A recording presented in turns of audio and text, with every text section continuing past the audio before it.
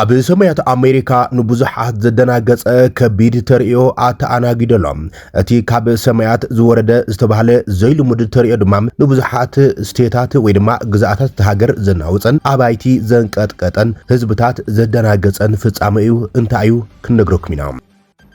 ካብ ዶባት ትግራይን ኤርትራን ድማ ሰበር ዜና ተሰሚዑ ኣሎ ዶባት ትግራይን ኤርትራን ሎምቕነ ማለት እውን ንቅንያቱም ሓደሽቲ ምዕባለታት የተኣናግድ ከም ዘሎም ሕዚ ድማ ብቪድዮ ዝተሰነየ ኣዘዝቲ ሰራዊት TDFን ሰራዊት ኤርትራን ዘካይድዎ ውዕሎ ዝምልከት ሓበሬታ በፂሕና ኣሎ እዚ እውን ከየምልጠኩም ኣብ ጥንታዊት ከተማ ክልል ኣምሓራ ጎንደር ብዝተፈጸመ መጥቃዕቲ ቦምባ ተምሃሮ ተቐቲሎም እቲ ቦምባ ብኸመይ ተፈጺሙ ዝምልከት ዜና ወፂሎ እዚ እውን ሒዝና ኣለና እዚ ከምዚ ኢሉ እንከሎ ድማ ህዝባዊ ወያነ ሓርነት ትግራይ ወሳኒ ዝበሎ ምትእኻብ ካድረታቱ ፀዊዖም ህወሓት ናይ መወዳእታን ግልጽን ዝኾነ ውሳነ ንምትሕላፍ እዩ ምትእኻብ ፀዊዑ ዘሎ እዚ እውን ብዝርዝር ክንነግረኩም ኢና ኢስራኤል ታሪኻውን ስትራቴጂካውን ጎቦ ኣብ ሃገር ሊባኖስ ከም ዝተቆጻጸረቶ ኣውጃላ ኢስራኤል ኣብ ልዕሊ ሊባኖስ ተካይዶም ዘላ ወተሃደራዊ ወፍርታት ኣጠናኺራ ቀጺላትሉም ወጥሪ ከም ዝፈጠረ እናተገለጸ እዩ ነዚ ዝምልከት እውን ሒዝና ኣለና እዚ ከምዚ ኢሉ እንከሎ ኣዘራራቢ ጽዋዕ ቻምፒየንስ ሊግ ኣውሮፓ ምክያዱ ስዒቡም ኣብ ሃገራት ፈረንሳይን እንግሊዝን ሎም መዓልቲ ዘጋጠሙ ውዕለታትን ዝተፈጠሩ ወጥርታትን ዝምልከት ዜና እውን ወፂሎ እዚ እውን ክንነግረኩም ኢና ካብ ትግራይ ሆራይዘን ዝኽብረ ሰላምታና ኣብ ዘለኹም ይብጻሕኩም ሰብስክራይብ ላይክ ሼር እንዳገበርኩም ዜናታትና ተኸታተሉ ኣይትኸስሩን ኢኹም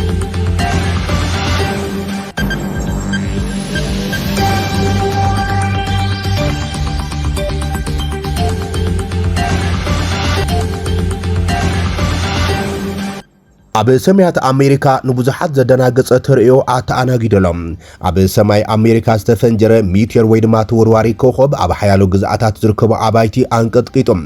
ማዕረ 300 ቶን TNT ፈንጂ ክመጣጠን ዝኽእል ተወርዋሪ ኮኸብ ኣብ ሰማይ ሰሜናዊ ምብራቕ ኣሜሪካ ከም ዝተፈንጀረ ሃገራዊ ምምሕዳር ኣየርን ህዋን ናሳ ኣፍሊጦም ድሕሪ ፍጻመ ዝመፀ ዓቢ ስንባደ ኣብ ሓያሎ ግዝኣታት ተሃገር ኣባይቲ አንቀጥቂጦሎም ብመሰረት ናሳ ዘውፅኦ መግለጺ እቲ ካብ ጠፈር ዝተበገሰ ኣቕሓ ብማእኸላይ ገምጋም ኣብ ሰዓት 120,000 ኪሎሜትር ናብ ከባቢ ኣየር መሬት ብምእታም ኣብ ላዕለዋይ ክልል ኣየር ግዝኣታት ማሳቹሴትስን ኒው ሃምፕሻየርን ተፈንጅረሎም እዚ ኣብ ኣየር ዝነበረ ፍንጀራ ክህልዎ ዝኽእል ሰዓት ወይ ድማ ሓይሊ ዓው ዝበለ ድምፅን ምንቅጥቃጥ መሬትን ከም ዝሰዓበም ነበርቲ ተኸባቢ ድማ እቲ ስንባደም ኣብ ዝተፈላለዩ ማሕበረሰባት ብንጹር ከም ዝሰምዐን ገሊጾም ናይ ዓይኒ መሰኻኽርን ሃንደበታዊ ዘስካሕክሕ ፍንጀራ ከም ዝሰምዑ ክሕብሩ እንከሎም ካልኦት ድማ መስኮት ከም ዝተበታተኑን ህንፃታት በቲ ፍንጀራ ከም ዝተናወፁን ሓቢሮም ሰበስልጣን ህጹጽ ረድኤት እቲ ኣቕሓ ጠፈር ቅድሚ ናብ መሬት ምውቋም ኣብ ማእኸል ኣየር ከም ዝተበተነን ቀጥታዊ ምግጫው ከም ዘየጋጥምን እዮም ገሊጾም ሰበስልጣን ሲኾም መጉዳእቲ ወይ ዓቢ ንብረት ዕንወት ከም ዘጋጥሞም ዝሕብሩ ጸብጻባት ከም ዘይበጽሖም እዮም ገሊጾም እዚ ንሓፂር እዋን ኣብ ልዕሊ ሰሜናዊ ምብራቕ ኣሜሪካ ዘጋጥሞም ዘይተለመደ ፍጻመ ዋላ ንኣሽቱ ነገራት ጠፈር ብዝለዓለ ፍጥነት ናብ ከባቢ ኣየር መሬት ዳግማይ ምስኣቶም ከፍርይዎ ዝኽእሉ ዓቢ ሓይሊ ምስክር ምዃኑ ተመራመርቲ ገሊጾምሎም ካብ ዶባት ትግራይን ኤርትራን ሰበር ዜና ተሰሚዑ ኣብ እዋን ጆኖሳይዳዊ ኩናት ደመኛ ጽላእት ዝነበሩ ሕዚ ድማ ናብ ጽምዶ ዝኣተው TDFን ሻዕብያን ብወግዒ ኣብ ዶባት ተሓዋዊሶም ዘርኢ ቪድዮ ተለቂቖሎም ኣብ ታሪኻዊት ከተማ ዛላምበሳ እቶም ተኣማንነቶም ንህወሓት ምዃኑ ዝኣወጁ TDF ዝብል ሽም ሒዞም ዝተረፉ ዕጡቓት ሓይልታት ምስቶም ቀተልትን ደፈርትን ፀረ ህልውናን ቀጻልነትን ብሔረ ትግራይ ምዃኖም ብዘስካሕክሕ ገበናት ጆኖሳይድ ዘመስከሩም ሻዕብያውያን ተሓዋዊሶም ጓይላ እንትገብሩ እተን ትማሊ ብግፍዒ ኢሰብኣዊ ብዝኾነ መንገዲ ዝተደፈራም ዝተዓመፃን ኣዋልድ ትግራይ ደቆም ኣብ ቅድመ ዓይኖም ብወታደራ ስርዓት ግደፍ ዝተጨፍጨፉም ወለዲ ትግራይ እንታይ ኮን ይብሎም እንታይ ኮን ይስምዖም ይህሎም እቶም ትማሊ ኣብ ትሕቲ ብሔራዊ ትካል ዝነበረ TDF ኮይኖም ነቲ ኣንጻርቲ ኣራዊት ኢሎም ዝጽውዕዎ ዝነበሩ ሰራዊት ኤርትራ ዝተዋደቑን ኣስመራ እንተዚኣቴ ኣይ ትግራዋይን እየ ዝብሉ ዝነበሩም ጀጋኑ መናእሰይ ተጋድልቲ ትግራይ ነቲ ሕዚ ብህወሓት ዝተፈረደሎም ጽምዶ ዝብል ዘይቅዱስ ዝምድና ስዒቦም ብሓደ ኢኹም እንትበሃሉ ሕዚ እንታይ ይስምዖም ይህሉ ዝብሉም ብዙሓት ሕቶታትን ዘሳቅዩ ቃላትን ምልዓል ዝከኣል እዮም እንተኾነ ግና እቲ ስልጣን መንግስትነት ትግራይ ብሓይሊ ተቆጻጺሩም ጥንኩር ተቃውሞ ሓይልታት ፖለቲካ ትግራይ ዘጋጥሙን ኣብ ቅልውላው ቅቡልነት ዝርከብ ብደብረጽዮን ገብረ ሚካኤል ዝምራሕ ህወሓት ምስቲ ቀታሊኡ ሻዕብያ ተላፊኑ ንክብርን ንስነ ልቦና ተጋሩ ብዝሽርሽር መንገዲ ኣብ ትሕቲ ጽምዶ ተቀይዱ እንተበቅዕም ንዓኻ ንምስዋዕ ድልውየ ዝበልዎም ኣዘዝቲ ዲኤፍ ዝኾኑም ጀነራላት ምስ ቀተልቲ ወታደራት ሻዕብያ ተሓዊሶም ኣብታ ብሰራዊት ኤርትራ ማዕልያ ዘይብሉ ብርሰትን ዕንወትን ሰባን መሬታን ዝበጽሓ ከተማ ዛላምበሳ ተሓዋዊሶም እናሰዓስዑ ዘርኢ ቪድዮ እዩ በጽሕና ዘሎም ኣዘዝቲ እቲ ውግንንኡ ንህወሓት ዝገበሩ ሓይልታት ምስ ሰራዊት ኤርትራ ብግልጺ ተሓዋዊሶም እንትስዕስዕዮም ተራእዮም ዘሎም ሰራዊት ጉጅለ ህወሓትን ሰራዊት ሻዕብያን ኣብ ትሕቲ ጽምዶ ብሓባር ብምዃን በዓል 20 ጉንበት ከም ዘኽበሩም እቲ ዜና ኣመልኪተሎም ኣብ ኣርሚ 15 ኣመራርሓ ኮር 151 ኣጽብሃም ኣብቲ ብምስሊ ዝረኣይ ዘሎ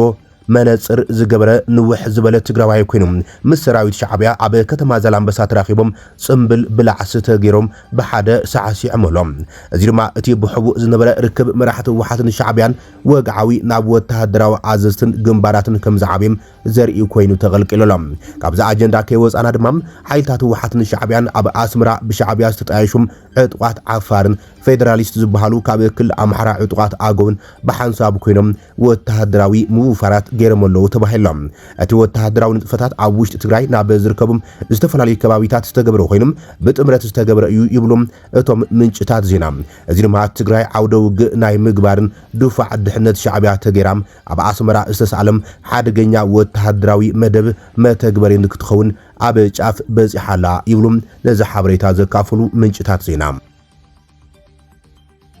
ኣብ ጎንደር ብዝተፈጸመ መጥቃዕቲ ቦምባ 3 ተማሃሮ ተቐቲሎም በዝሒ ዝሞት ሰባት ድማ ወሲኾም ተባሂሎም ሓደ ተማሃራይ ኣብ ክፍሊ ህጹጽ ረድኤት ምስ በጽሐ ከም ዝሞተ ዝገለጹ እቶም ምንጭታት ካልኦት ክልተ ኣብ ክፍሊ መጥባሕቲ ምስ ኣተውዮም ሞይቶም ኢሎም ኣብ ዩኒቨርሲቲ ጎንደር ኮሌጅ ሳይንስ ጥዕና ተማሃሮ ፍጻመ ቻምፒየንስ ሊግ ኣውሮፓ ኣርሴናልን ፒኤስጂን እናተዓዘቡን ከሎም ዘጋጠመ ፍንጀራ ቦምቢ ዝተጎድኡ ተማሃሮ ንሕክምና ናብ ሆስፒታል ዩኒቨርሲቲ ኣትዮም ተባሂሎም እንተኾነ ሰሙያ ጥዕና ድማ ዝሞቱ ተማሃሮ ከም ዘለዎ ኣረጋጊጾም እቲ ኣብ ሆስፒታል ዩኒቨርሲቲ ከም ሰርሕ ዝገለጸ በዓል ሞያ ጥዕና እቲ ፍንጀራ ትማሊ ምሸት ከባቢ ሰዓት 2 ፈረቓን ናይ ምሸት ከም ዘጋጠመም ገሊጾም ነቲ መጥቃዕቲ ቦምባ መን ከም ዝደርበዮ ኣይተፈለጠን ሓያሉ ተማሃሮ ግን ቆሲሎም ኣሎም እቲ መጥቃዕቲ ዝተጎድኡ ለ20 ተማሃሮም ሕክምናዊ ክትትል ይግበረሎም ከም ዘሎ ተገሊጾም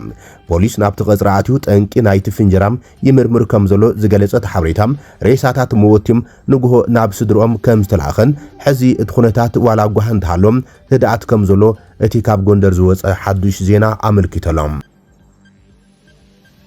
ህወሓት ወሳኒ ዝበሎ ምትእኻብ ፀዊዕ ኣሎ ብሓይልታት ፖለቲካ ትግራይ ቅቡልነቱ ዝሰኣንን ከበድቲ ኩነኔታት ዝበፅሖ ዘሎን ሓይላዊ ምቁፅፃር ስልጣን መንግስትነት ትግራይ ዘካየደ ህወሓት ንመራሒ ጉጅለ ህወሓት ዶክተር ደብረጽዮን ገብረ ሚካኤል ፕሬዚደንት ትግራይ ክብል ሾይሙ እዮም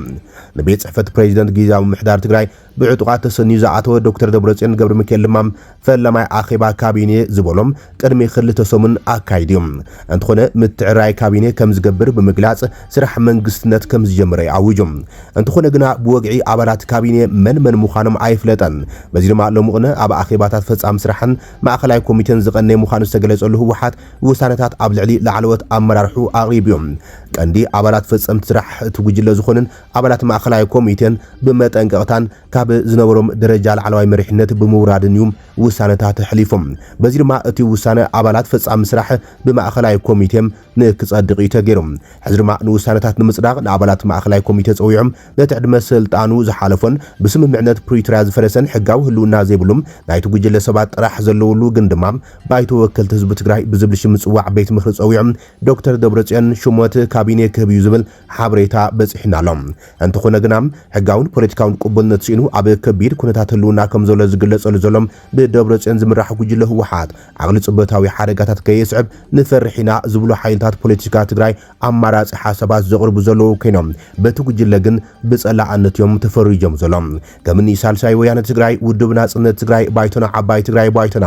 ዲሞክራሲያዊ ስምረት ትግራይ ስምረት ዓረና ወለዶ ወዘተ ዝኣመሰሉ ብርክት ዝበሎም ሕጋዊ ህልውና ዘለዎም ውድባት ፖለቲካ ትግራይ ነቲ ምንቅስቃስ ህወሓት ብትሪ ዝኩንን ወዘለው ኮይኖም ንህዝቢ ትግራይ መሊኡ ዘጥፍን ትግራይ ዓውደ ውግእ ናይ ኢደ ዙር ሓይልታት ዝገብር ብምዃኖም ነቲ ዕብዳን ጉጅለ ህወሓት ዝብልዎ ብምጥንቃቅ ኣብ ትግራይ ንኩሎም ሓይልታት ፖለቲካ ትግራይ ሲቪል ማሕበረሰባትን ልሂቃትን ትግራይ ዘካተተም ዲሞክራሲያዊ ሓቋፋይ ብሄራዊ ጉባኤ ወይ ድማ ዘተ ብምክያድ ግዚያዊ መንግስቲ ብምጥያሽ ናብ ዲሞክራሲያዊ ምርጫ ክእቶ ከም ዘለዎም ዝጽውዕ ዘሎም ህወሓት ዝገብሮ ዘሎ ምንቅስቃስ ጥፍኣትን ሓደገኛ ኩናት ዝወልድን ብምዃኖም ብህጹጽ ደው ኢሉ ንብሄራዊ ዘተን ጉባኤ ነቶም ሓይልታት ፖለቲካ ትግራይ ዝጽውዕ ዘሎም እስራኤል ታሪኻውን ስትራቴጂካውን ጎቦ ካብ ሃገር ሊባኖስ ከም ዝተቆጻጸረት ኣፍሊጣ